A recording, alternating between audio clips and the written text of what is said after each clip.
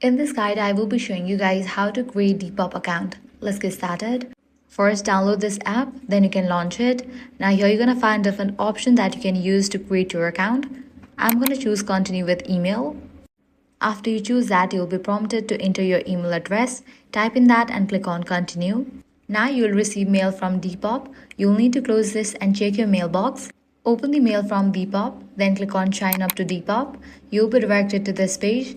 Now here you will need to fill in some details. Type in your first name, click on continue, select your date of birth and click on continue. Now go ahead and select your username. After you type in that, click on continue. Click on don't allow.